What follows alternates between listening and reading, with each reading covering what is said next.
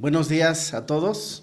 Un saludo a la familia Casa de Oración Querétaro, a la iglesia en Zumpango, a todos aquellos que nos escuchan a través de la internet por medio de las diferentes plataformas sociales. Reciban un fuerte saludo desde Zumpango, Casa de Oración Zumpango.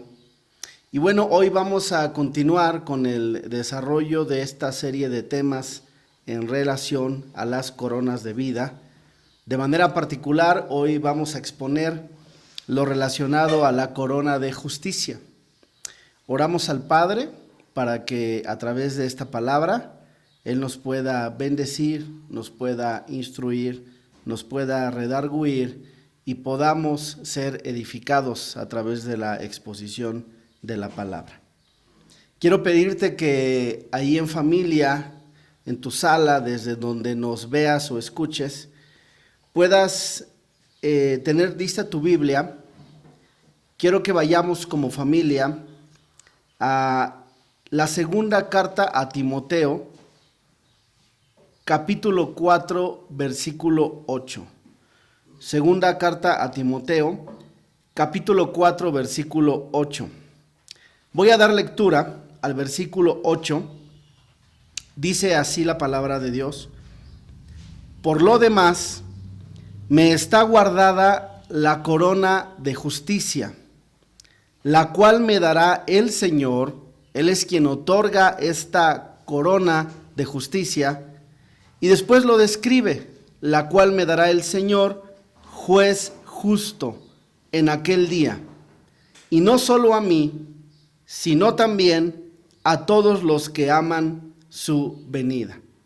Estas son palabras que Pablo está declarando a través de esta carta a Timoteo. Palabras que hablan en relación a una corona de justicia y hablan de una característica de nuestro Dios, de nuestro Señor, como juez justo. Esta corona de justicia será entregada a nosotros en aquel día.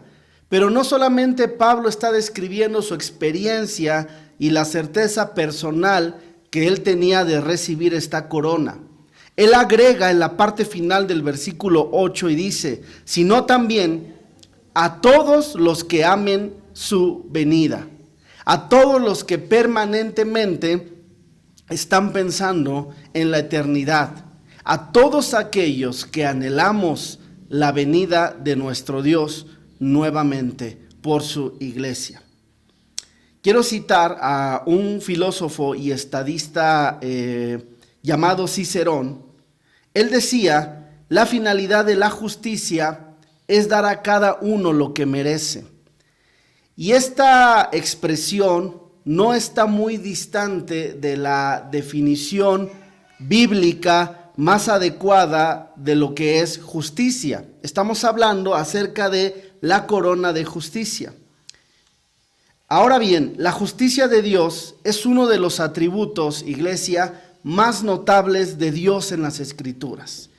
Las Escrituras declaran claramente que nuestro Dios es un Dios justo, pero también es uno de los atributos más evasivos de Dios. ¿Por qué? Porque regularmente tenemos en cuenta la primer venida de nuestro Señor Jesucristo y sus características. Regularmente solemos asimilar la figura de nuestro Señor Jesús como un siervo humilde, donde Él vino a buscar y salvar todo lo que se había perdido. En esta primer venida, Él nos da a conocer el amor del Padre. Él se muestra como un Dios perdonador, como un Dios redentor. Y el tema de la reconciliación de Dios con los hombres es el tema más importante o de mayor énfasis en la venida, en la primera venida de nuestro Dios a este mundo. Sin embargo, debemos de tener en cuenta que nuestro Dios vendrá una segunda vez, pero en una actitud, en una posición de justo juez, en una posición donde Él va a manifestar toda su característica de rectitud y de justicia para toda la tierra y para su pueblo. La justicia de Dios, hermanos, es un atributo que pertenece a la naturaleza de Dios. Es decir, Dios es inherentemente justo. Dios no aprende a ser más justo al paso del tiempo. Dios siempre ha tenido la misma medida de justicia y la misma medida de rectitud siempre. La justicia de Dios, entonces, es un atributo moral de Dios que nos muestra el carácter de Dios y nos muestra también en sí mismo la perfección de Dios. Escuche bien lo que voy a decir. Él es fiel en sí mismo y en su pacto. Y Él es un juez justo sobre los hombres y sobre las naciones. La medida de justicia de Dios, o esa corona de justicia, no está calculada en base a la medida de justicia tuya o mía, porque tu justicia o mi justicia es imperfecta, pero la justicia de Dios habla de su perfección, habla de su eternidad, habla de sus atributos. A través de la justicia de Dios, Él rige toda la creación, Él legisla y, escuche bien esto, Él recompensa y también castiga de manera imparcial o inalterable. Él no es un juez como los jueces de este mundo o como un juez humano que puede no ser imparcial o puede alterar un veredicto justo. Nuestro Dios no. Esa corona de justicia, tengamos la certeza que va a ser dada por el juez justo. Y el juez justo, de manera imparcial e inalterable, dará a cada uno lo que corresponde. La palabra justo se traduce de la palabra hebrea tesadik y la palabra griega dikaios. Ambas palabras, en su significado más elemental, denotan rectitud o la excelencia moral de Dios. Entonces, esa corona de justicia que va a ser dada y que Pablo afirmaba, tenía una certeza que él iba a recibir, manifiesta la justicia de Dios en toda su expresión o manifestación para con nosotros. Acompáñeme en sus Biblias al libro de Apocalipsis, capítulo 16, por favor. Apocalipsis capítulo 16, versículo 5. Voy a dar lectura a este versículo que nos habla de el rasgo o la característica de nuestro Dios como un Dios justo. El versículo 5 dice: y oí al ángel de las aguas que decía: justo eres tú, oh Señor, el que eres y el que eras, el santo, porque has juzgado todas las cosas. Dios ha juzgado todas las cosas porque Él es justo. No hay medida más exacta de la rectitud que la justicia de Dios. Dice, el que eres y el que eras. Por toda la eternidad de Dios, Dios siempre es justo. Y en ese acto futuro que está describiendo Pablo en la segunda carta a Timoteo capítulo 4 versículo 8, él dice: me está guardada la corona.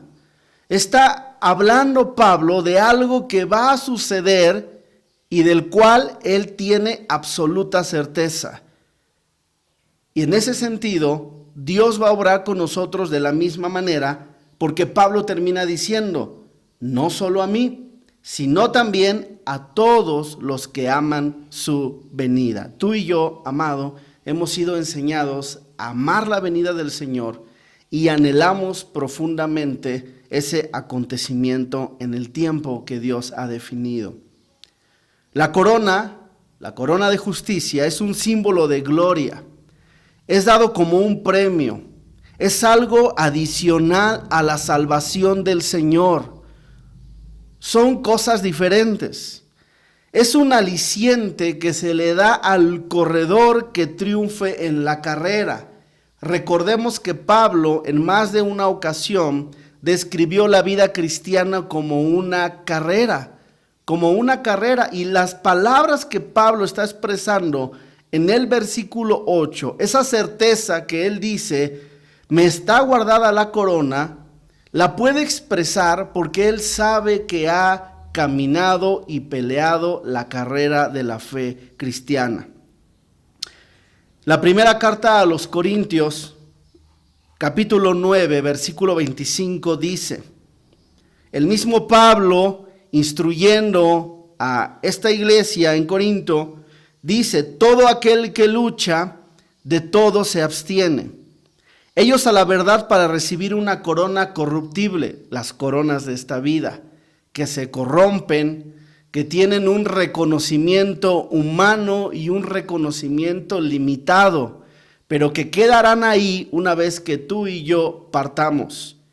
Y la parte final del versículo 25 afirma, pero nosotros una incorruptible. Tu lucha, mi lucha, todo de lo que tú y yo, familia, iglesia, nos abstenemos, todo eso nos va a dar una certeza, esa lucha de que hay una corona de justicia reservada para nosotros. Una corona de justicia que tiene una primer característica, es incorruptible y es dada por el juez justo. El mundo entero, las naciones enteras, a través de los siglos, hay un clamor que es como un común denominador por todos los tiempos. Los pueblos claman por justicia. Pero un día el juez justo, el único que puede con una vara de rectitud inalterable gobernar, nos otorgará esta corona incorruptible si perseveramos, si luchamos, si nos abstenemos. La corona de justicia es una recompensa que será dada a todo aquel que ama la manifestación del Señor. Si hay un tema que se ha diluido con el paso de los tiempos, y si hay un tema que incluso en la iglesia del Señor se ha dejado de hablar, y el creyente ha dejado de tener una expectativa o un anhelo, es en referencia a la segunda venida de nuestro Señor. Nosotros tenemos que amar su manifestación. Esa expresión hace referencia a su segunda venida de manera general. Nosotros permanentemente tenemos que tener una mirada puesta en la eternidad. Todo lo que tú y yo, familia, hagamos mientras vivimos, tendrá repercusiones eternas. La corona de justicia es dada a todo aquel que pertenece y tiene sus pensamientos en la eternidad. Este premio no se obtiene por la gracia como la salvación. La salvación la obtenemos por la gracia a través de la fe en Cristo Jesús. Pero esta corona proviene de la justicia de Dios y se obtiene por obras. Por obras. Si bien las obras no nos dan salvación, nosotros obtenemos salvación por gracia a través de la fe. Una vez que tú y yo hemos sido regenerados, hemos entrado en el plan de redención de nuestro Dios, la salvación ha llegado a nuestras vidas, el genuino creyente cada día ama y se deleita en la palabra de Dios. Y profundamente y exhaustivamente busca con ahínco obedecer su ley. En ese sentido, esas obras van a sumar para la corona de justicia que Pablo describe en el versículo 8.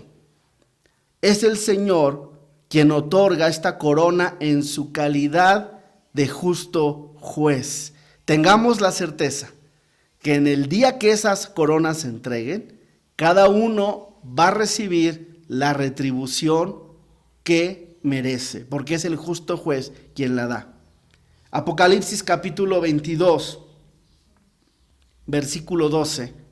Te pido me puedas acompañar en tu Biblia. Apocalipsis capítulo 22, versículo 12. Esto que acabo de describir y expresar se describe en este versículo de la siguiente manera. He aquí yo vengo pronto y mi galardón conmigo He aquí yo vengo pronto, nuevamente hace referencia a su venida. Y dice, y mi galardón conmigo para recompensar a cada uno según su obra. Mateo 16, 27 lo expresa, lo describe de otra forma, en otro sentido, pero hace alusión a las mismas coronas, al mismo premio, a la misma retribución. Mateo 16, 27 dice, porque el Hijo del Hombre vendrá nuevamente. Es a todos aquellos que aman su manifestación. Ahí manifestación en el versículo 8 se refiere a su venida. Aquí dice, porque el Hijo del Hombre vendrá en la gloria de su Padre con sus ángeles y entonces pagará a cada uno conforme a su obra. No obras salvíficas, pero sí obras que evidencian que son consecuencia de nuestra nueva naturaleza en Cristo Jesús. Un hermano, una persona nacida de nuevo, profundamente busca y se deleita en amar y obedecer la ley de Dios. Vamos a desarrollar los otros siguientes 7 versículos que anteponen al versículo 8 que acabamos de dar lectura. Vamos a contextualizar las palabras de Pablo que acabamos de leer en el versículo 8 en base a los 7 versos anteriores. Sin embargo, estas palabras que Pablo expresa en relación a la corona de justicia se deben de contextualizar en referencia a toda la carta. De hecho, la segunda carta a Timoteo en el orden cronológico es muy probablemente la última carta que Pablo escribe, y la escribe en el ocaso de su vida, ya entrado en años y encarcelado. Siempre bajo situaciones de ese estilo, las personas suelen declarar las palabras más impactantes de su vida. David en alguna ocasión le dijo a Salomón, su hijo, igual entrado en años, cerca de su muerte, esfuérzate y sé hombre. Ahora Pablo le dice a su hijo espiritual Timoteo una serie de instrucciones de interés para Pablo que Timoteo comprendiera para que él pudiera acceder a estas coronas de justicia. Vamos a contextualizar rápidamente lo que Pablo le está hablando a Timoteo. Todo el capítulo 1 de la segunda carta a Timoteo, Pablo le insta a su discípulo a guardar el evangelio. En el capítulo 2, el mismo Pablo le da instrucciones a Timoteo de que sufra por el evangelio. El capítulo 3, la instrucción particular es que preserve el evangelio. Y en el capítulo 4, donde estamos situados y vamos a empezar a dar lectura, el tema principal es predica el evangelio. Entonces, las instrucciones de Pablo es, Timoteo, guarda el evangelio, sufre el evangelio, preserva el evangelio, predica el evangelio, porque eso está relacionado a la corona de justicia, de la cual Pablo expresaba y tenía certeza. Voy a dar lectura al versículo 1 de la segunda carta a Timoteo, capítulo 4, versículo 1 hasta el versículo 8. Dice la palabra de la siguiente manera: Te encarezco delante de Dios y del Señor Jesucristo, que juzgará a los vivos y a los muertos en su manifestación y en su reino, que prediques la palabra, que instes a tiempo y fuera de tiempo, redarguye, reprende, exhorta con toda paciencia y doctrina, porque vendrá tiempo cuando no sufrirán la sana doctrina, sino que teniendo comezón de oír, se amontonarán maestros conforme a sus propias concupiscencias, y apartarán de la verdad el oído y se volverán a las fábulas. Versículo 5. Pero tú, Timoteo, sé sobrio en todo, soporta las aflicciones, haz obra de evangelista, cumple tu ministerio. Vea la declaración que empieza a salir de los labios de Pablo a partir del versículo 6. Porque yo ya estoy para ser sacrificado, y el tiempo de mi partida está cercano. Pablo sabía que su muerte estaba próxima. Pablo tenía un sentido de urgencia de las últimas instrucciones que se preservarían para Timoteo y el desarrollo de su ministerio. Versículo 7, he peleado la buena batalla, he acabado la carrera, he guardado la fe. Pelear, acabar, que involucra preservar y guardar, son características que le daban la certeza a Pablo de tener una corona de justicia. La conclusión a todos estos 7 versículos es el versículo 8. Por lo demás, o sea, todo lo que acabamos de leer, me está guardada la corona de justicia, de la cual me dará el Señor, juez justo en aquel día, y no solo a mí, sino también a todos los que aman su venida. La corona de justicia, iglesia, está relacionada con el ministerio de la palabra y la vida cristiana. Pablo en sí mismo es una expresión de un caminar diario y exhaustivo en la fe. No hay nada más importante, iglesia, que afecte la salud y el bienestar de una iglesia local que la comunicación pública de la palabra en la iglesia con los creyentes. El ministerio de la palabra sugiere la preeminencia de la palabra. Por eso le dice, predica la palabra. ¿Por qué? Porque preeminencia es lo que tiene que sobresalir en tu ministerio, Timoteo. El énfasis principal es la palabra. Los versículos que vamos a leer nos muestran las características de la palabra y cómo Pablo tenía un interés particular en dejar estas instrucciones a Timoteo. La palabra. El énfasis en el capítulo que acabamos de leer, capítulo 4, el énfasis es la palabra. El Salmo 138, versículo 1 y 2 dice, te alabaré con todo mi corazón, delante de los dioses te cantaré salmos, me postraré hacia tu santo templo y alabaré tu nombre por tu misericordia y tu fidelidad, porque has engrandecido tu nombre y tu palabra sobre todas las cosas. Cuando tú das el lugar de preeminencia a la palabra, el nombre de Dios se ha engrandecido al mismo tamaño que su palabra. La palabra de Dios nos muestra quién es Dios. Entonces, un encargo para tener esa corona de justicia, un encargo de Pablo a Timoteo es no descuides la palabra, predica la palabra. El Salmo 56:4 dice, en Dios alabaré su palabra, en Dios he confiado, no temeré qué puede hacerme el hombre. Alabar la palabra no es en sentido literal alabar la Biblia como tal, el escrito, lo que la imprenta nos permite tener en nuestras manos. Se refiere al contenido de la palabra y dice, en Dios alabaré su palabra. Y es precisamente lo que Pablo está tratando de transmitir a su discípulo Timoteo. Pablo, cuando escribe estos versículos, está en su último encarcelamiento. Está esperando enseguida el martirio del emperador Nerón.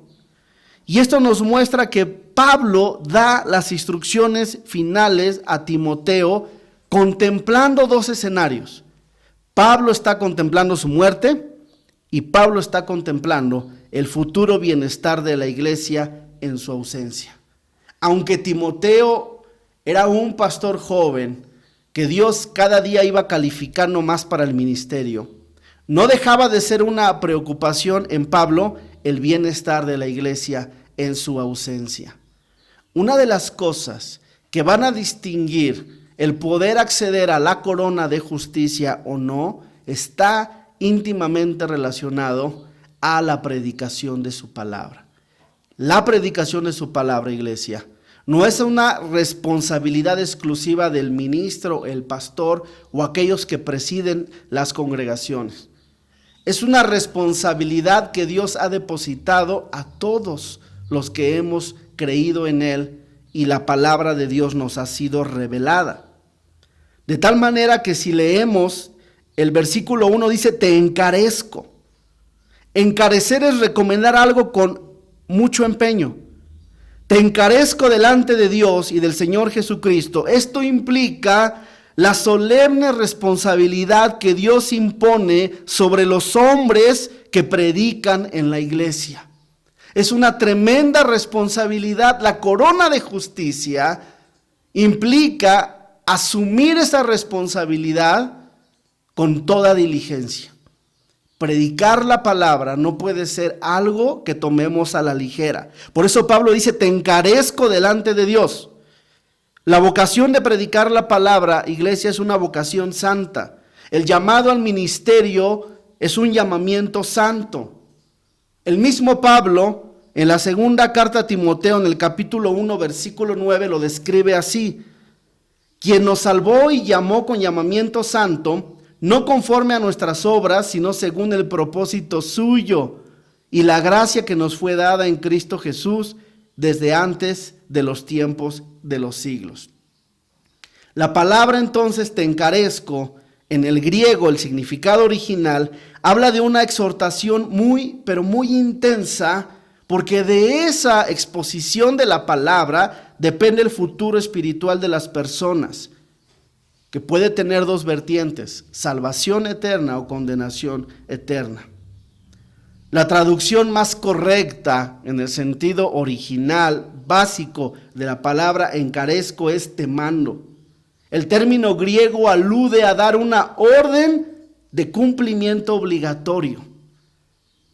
Tú y yo debemos de cumplir de manera obligatoria la predicación de la palabra. Predicar es proclamar la palabra públicamente. Esta instrucción, como bien decía, no es solo para los ministros de la iglesia, sino también para todos los miembros. Sigo leyendo. Ahí dice que juzgará a los vivos y a los muertos en la manifestación y en su reino. Todos los que ministran la palabra de Dios, o todos aquellos que a través de nuestros labios tenemos el privilegio o la responsabilidad de predicar las enseñanzas de las Escrituras, estaremos bajo el escrutinio de Cristo. Debemos de siempre examinarnos qué es lo que está saliendo de nuestros labios. Habrá un día en que tú y yo, iglesia, daremos cuenta de toda palabra que salió de nuestros labios. Porque, como leímos hace un momento, Él vendrá con su galardón para pagar a cada uno según sus obras. Ya tendremos la salvación asegurada por la gracia y fe en Cristo Jesús. Pero Dios espera que en consecuencia a nuestra nueva naturaleza espiritual, nuestras obras sean una evidencia, como decía Santiago, muéstrame tu fe, muéstrame tus obras. Y en base a eso, el juez justo determinará un día las obras hechas por todo creyente. Toda obra que tú y yo hagamos en nuestra nueva naturaleza será sometida al escrutinio omnisciente de nuestro Dios. ¿Cuándo será esto? En su aparición. ¿Qué es lo que significa literalmente la palabra griega manifestación? El versículo 8 dice, los que aman su manifestación. Pablo está haciendo referencia a su segunda venida. Y le vuelve a decir en los versículos siguientes a Timoteo que prediques la palabra. El verbo predicar aquí es la palabra griega keruso. Y es un término que se usaba para describir el papel singular, el papel particular que tenía un mensajero en la realeza. Un mensajero para la realeza era un kerux. Y su única actividad principal era trasladar y llevar el mensaje. La palabra predicar viene de ahí, keruso, y dice que prediques, significa que proclames, que divulgues, que pregones públicamente la palabra. Significa hablar abiertamente la Escritura con toda autoridad. Nosotros tenemos que hablar la Escritura con toda autoridad. Ahora, déjeme acotar algo. No tenemos que predicar la palabra como rogando a los hombres que por favor escuchen el mensaje de la palabra. No es así como tenemos que predicar la palabra. La palabra queruso implica más que eso. Es más bien una posición de hablar con determinación y con toda autoridad. La predicación de la palabra, que relaciona a la corona de justicia, es el acto principal del culto de los creyentes. No solo, iglesia, es importante predicar la palabra, sino el cómo. Muchos predican la palabra. Muchos, a través de estos medios, que son una bendición, pueden llegar a miles de personas en todo el mundo. El tema tampoco es predicar únicamente la palabra, sino el cómo, el contenido doctrinal que debe de tener el mensaje y la palabra. Pablo estaba muy interesado en esa instrucción a Timoteo, porque sabía que del buen cumplimiento y observancia de esta instrucción, Timoteo, al igual que él, tendría la certeza de una corona de justicia. Esta predicación de la palabra debemos entender que es una actividad representativa, es decir, somos mensajeros del Rey y Señor de señores. La predicación bíblica también representa la entrega de un mensaje divino. Ahora, escuche bien esto. Esto implica que no debemos adulterar la palabra. No se debe de inventar el mensaje. Más bien, como un querux, como un mensajero, nuestro propósito es entregar a los oyentes el mensaje que ya se declaró sin corromperlo. No hay mensaje que inventar. Únicamente tenemos que trasladar lo que ya ha sido declarado en la Escritura a los oyentes, a los creyentes. La predicación también debe ser aplicable a las necesidades de la congregación. Vemos que ahí dice redarguye, enseña, exhorta. En la medida que Timoteo comprendiera esto, la medida de justicia en su predicar se acercaría más a la rectitud y justicia de Dios. Y algo bien importante que a mí me llama mucho la atención, la predicación, cuando Pablo le dice a Timoteo que prediques la palabra, hay un énfasis a que la predicación bíblica tiene que rendir cuentas. Es decir, debemos de tener un gran sentido de responsabilidad y diligencia al predicar la palabra. Varón, esposo, cualquier persona que nos escuche, todo lo que salga de nuestros labios en relación al mensaje de la palabra de Dios implica una responsabilidad y una diligencia al predicar la palabra. Segunda de Timoteo 2:15 nos ayuda a entenderlo de una mejor manera. El versículo 15 de segunda Timoteo capítulo 2 dice: procura con diligencia presentarte a Dios aprobado, como obrero que no tiene de qué avergonzarse, que usa bien la palabra de verdad. Si tú usas bien la palabra de verdad, hermano, por más limitados que seamos para exponerla o no, el usar bien la palabra de verdad indudablemente nos acercará cada vez más a las coronas de justicia de las cuales Pablo tenía una certeza y anhelaba que también Timoteo la tuviera. Todo lo que el ministro o el que predica la palabra o tú que hablas la palabra a tus vecinos, todo eso lo debes de predicar a la luz del tribunal de Cristo. Para el predicador bíblico, para el sano predicador de la palabra, el día del juicio, esa palabra cuando Pablo dice en la manifestación de su venida, que está haciendo referencia a un acto futuro, es realmente el único día que importa. Todos los otros días derivan su relativa importancia para lo que suceda en ese gran día final. Mira, Martín Lutero, yo recogía una frase de él que describe lo siguiente. Lutero decía: para mí solo hay 2 días en mi calendario, el día de hoy y el día del juicio. ¿Por qué? porque todo mensaje que hablamos, todo lo que sale de nuestros labios, debemos hacerlo con un alto sentido de responsabilidad y diligencia. ¿Logras entender el énfasis de Pablo? Que prediques la palabra. Después le dice que instes a tiempo y fuera de tiempo.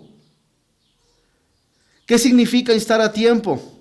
Es la palabra griega ephistemi, que implica estar sobre algo continuamente, permanentemente o constantemente.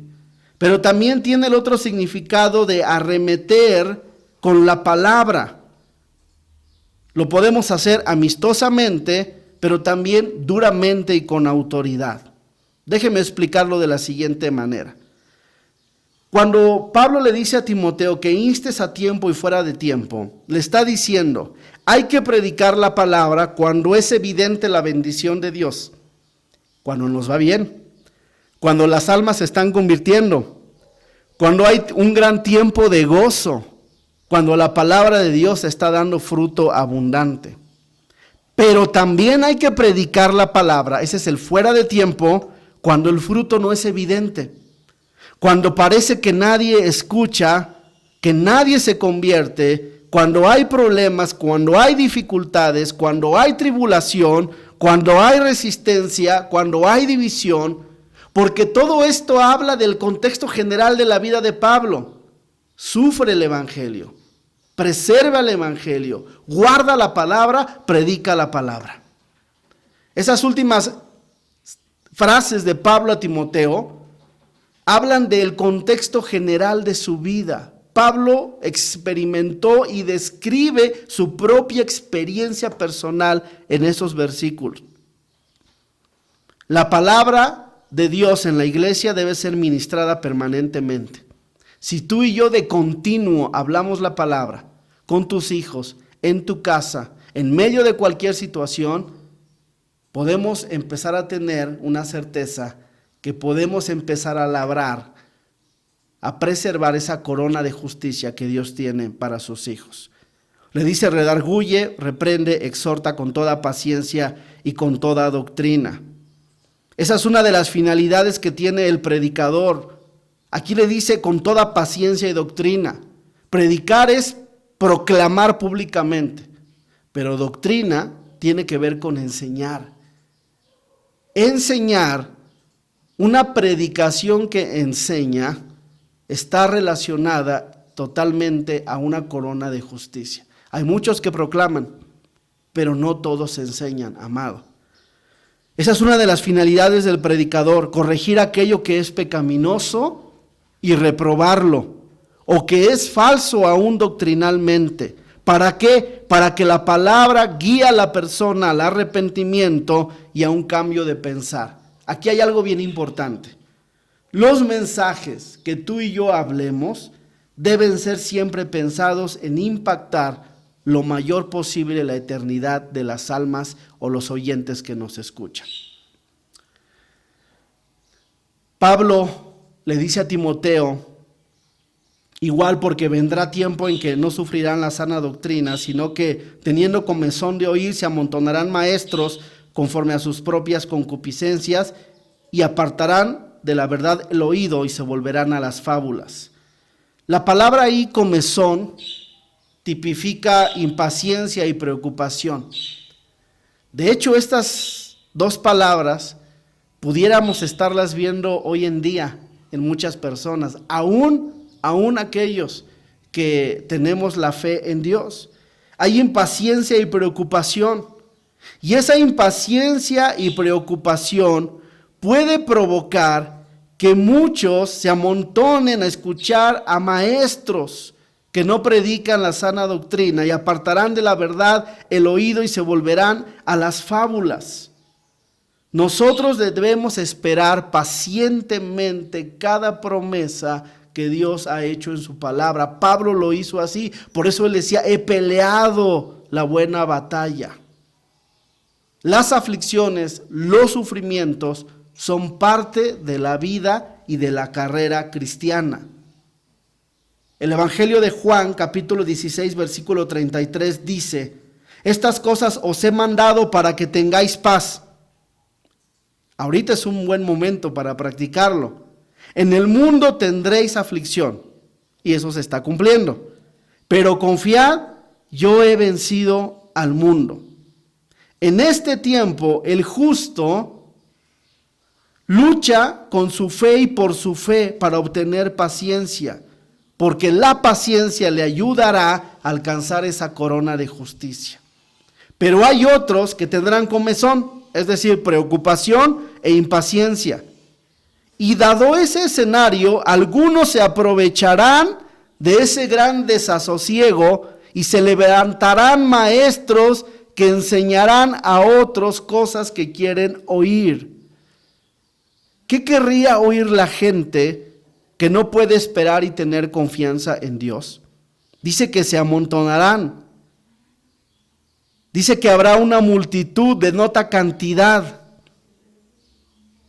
por lo cual estarán atados al desazón de los últimos tiempos y estarán como encantados de ese mensaje. Déjeme ponerle un ejemplo.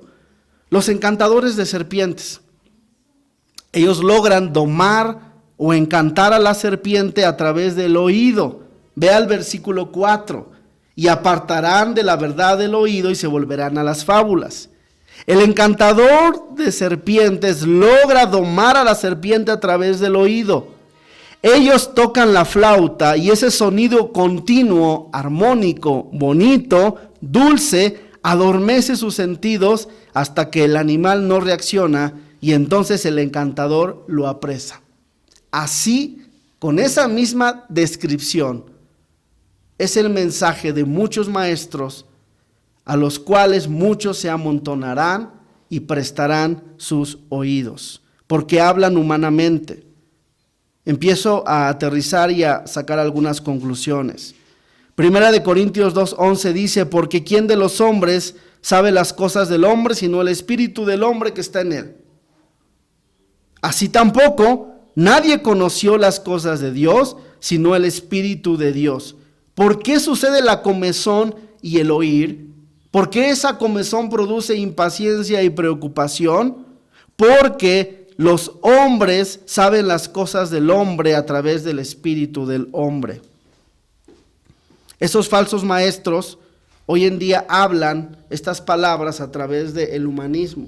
Yo he escuchado algo, amados, y sé que esto puede contradecir nuestra fe y esperanza en estos tiempos de dificultad. En más de una persona he escuchado este mensaje que suena bien. El hombre salva al hombre.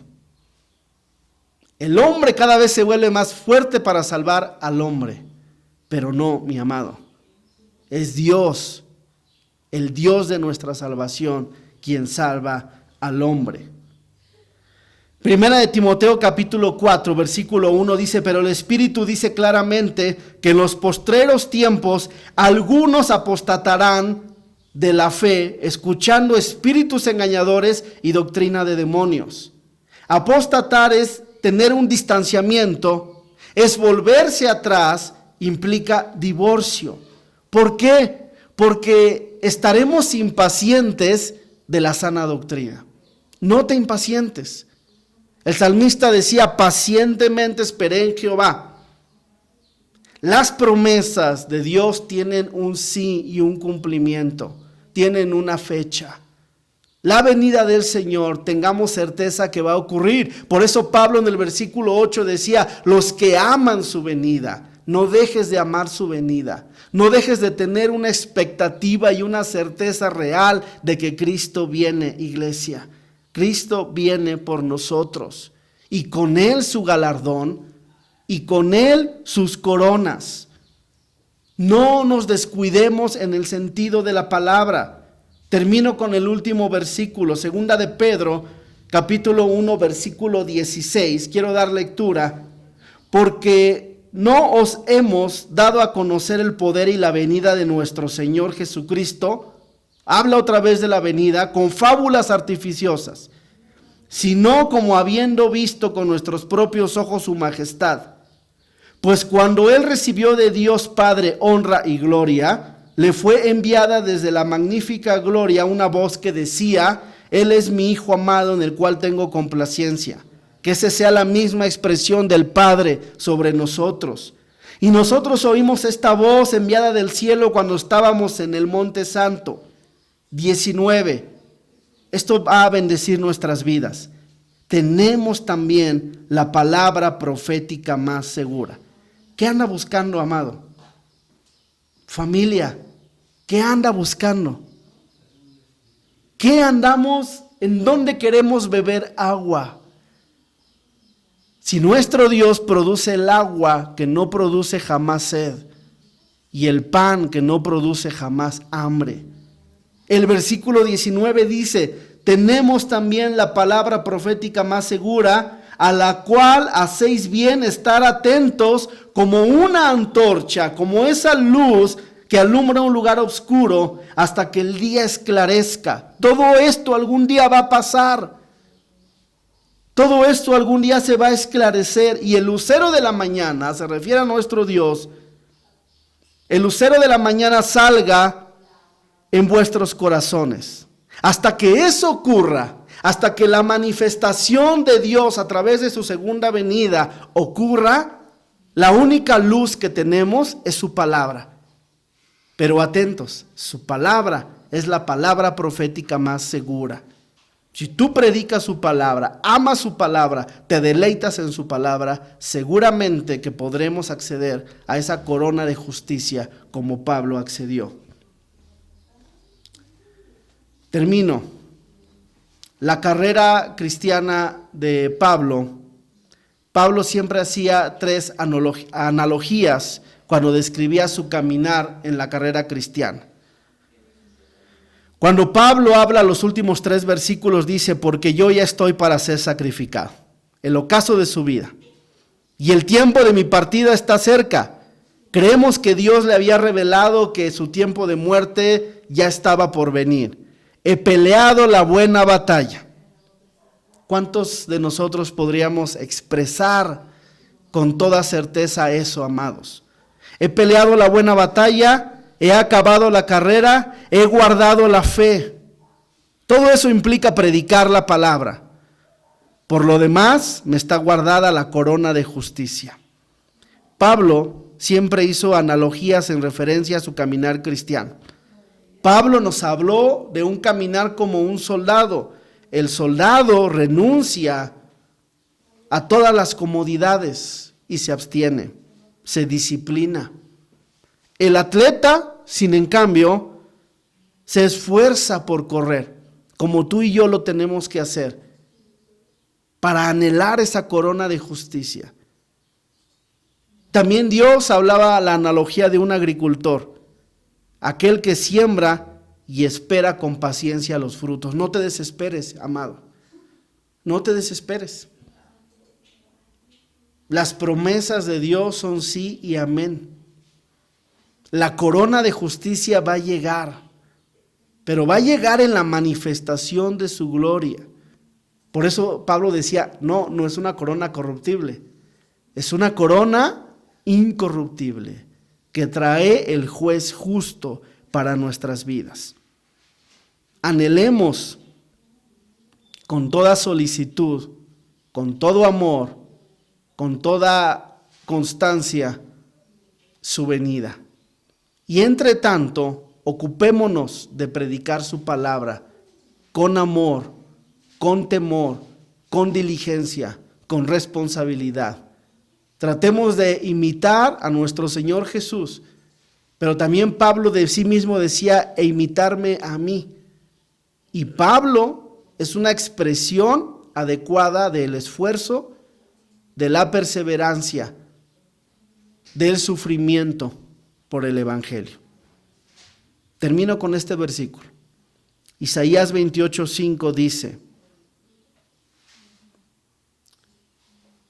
ojalá podamos recibir esto en nuestros corazones. En aquel día, Jehová de los ejércitos será por corona de gloria y diadema de hermosura en aquel día al remanente de su pueblo. Dios bendiga su palabra. Anhelemos de todo corazón, iglesia, esa corona de justicia y trabajemos arduamente en nuestra fe cristiana. Dios les bendiga, les mando un fuerte abrazo. Querétaro y Zumpango y todos aquellos que nos escuchan. Gracias a Dios.